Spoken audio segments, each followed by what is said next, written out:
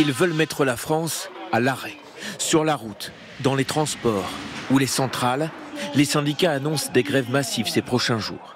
FO et Solidaires appellent leurs chauffeurs routiers à débrayer dès cette nuit pour organiser à l'aube le blocage des zones industrielles et des opérations escargots autour des grandes villes.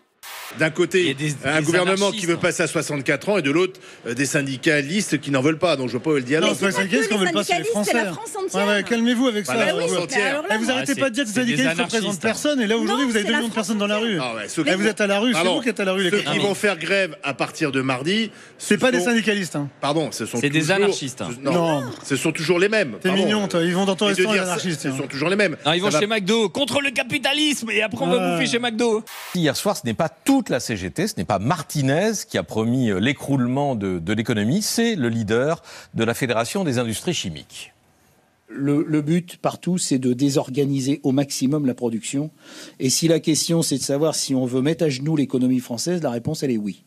Dans les airs, 20 à 30% des vols pourraient être déprogrammés mardi et mercredi à cause du manque de contrôleurs aériens. Sur le rail, 1 train sur 5 en moyenne devrait rouler. Trafic très perturbé aussi à la RATP, avec une grève reconductible. On sait qu'on commence mardi. L'idée, c'est de s'arrêter une fois qu'on aura obtenu le retrait. Je me suis dit à la retraite, quand je serai en retraite, je viendrai au 12 coups. Et c'est ce que j'ai fait. Vous êtes à la retraite? Oui. Mais vous êtes toute jeune. Mais non. Et alors, qu'est-ce que vous faisiez comme boulot? J'ai travaillé à la SNCF. Là, je sais qu'il y a la fête des grands-mères qui arrive bientôt. N'hésitez pas à offrir une jolie tasse, un joli mug. Ça fait toujours plaisir. Et en plus, pour nos mamies, c'est des gros souvenirs qu'elles garderont à vie.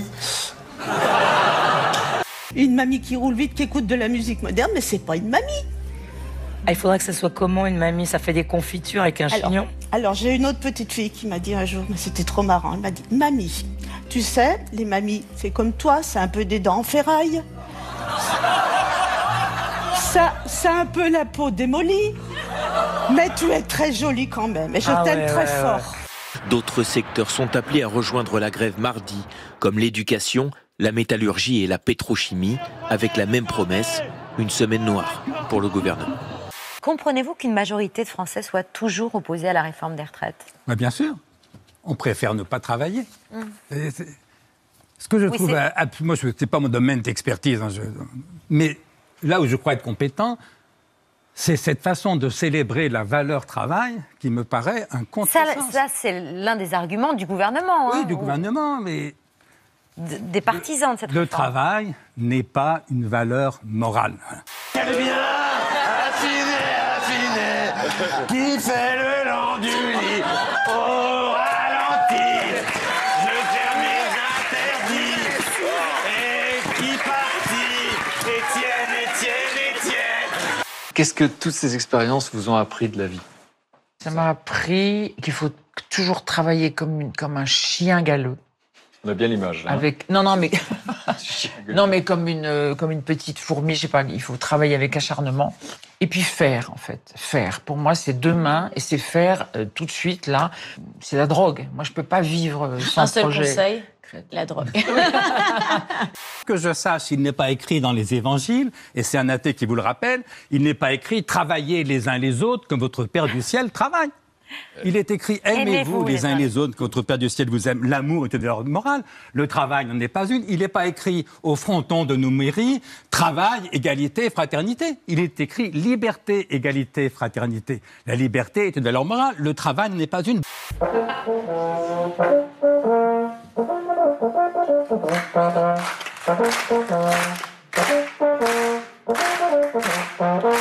C'est le filtre à la mode sur TikTok. Avec Bol de Glamour, vous obtenez un visage sans défaut, un filtre particulier, car il semble se mélanger à votre visage, même lorsque l'on bouge, touche, il reste en place. Le filtre utilise une intelligence artificielle, bluffant et inquiétant, car il peut créer de nouveaux complexes selon de nombreux utilisateurs. Mais Bol de Glamour a déjà été utilisé dans plus de 8 millions de vidéos sur TikTok. Les ruines étaient le décor parfait pour des plans séquences sur musique triste en jogging Dior. Et la soupe offerte aux survivants l'a fait philosopher sur les inégalités dans le monde. Ici, il n'y a pas de personnes riches, plus pauvres, on est tous égales. Il reste parfois des images cultes des émissions que vous avez faites, et il y en a une, effectivement, qui reste très présente, c'est la colère d'Alain Finkielkraut dans une émission. Vous vous souvenez, évidemment. Bien sûr. C'est en quelle année, ça? Je pourrais pas vous dire, mais je sais que pendant un certain temps, Alain m'envoyait ses livres et il me les dédicaçait de la part de Taisez-vous. Et il écrivait Taisez-vous en lettres capitales, avec un point d'interrogation. Là où je suis un peu déçu, c'est que je suis venu un peu trop tard. Moi, j'avais prévu de rester au moins 10 jours et rester ici. Il y a tellement un gros engagement, c'est tellement bien organisé que en fait, les gens n'ont pas besoin de soutien. Taisez-vous! Non, Abdelraouf Dafri, tout sauf romantique. Abdelraouf Dafri, laissez-le terminer. Laissez-le terminer. Non, laissez-le terminer. Quand vous dites mets un bouchon dans, je cite le dialoguiste, mets un bouchon dans ton cul, ça t'empêchera de chier sur les autres. Oui, Vincent en plus. Ça, c'est pas du Molière. Si on résume, Dylan Thierry est allé en Turquie pour inciter les gens à faire des dons. Une fois sur place, il s'est dit « Ah non, tranquille, c'est bon, ils n'ont pas besoin d'aide. En plus, les immeubles vont se reconstruire tout seuls. » Et non seulement il s'est cassé au bout d'une journée sans lâcher une thune, mais en plus, il a dit aux gens que ça servait à rien de donner. L'arrogance n'a pas sa place ici. Personne peut faire de la nature sa petite pute. Il n'y a que les enfants qui peuvent penser comme ça. C'est fini, mais je pars la tête haute. Et message à tous les rageux, vogue, vogue, vogue, vogue, et ciao.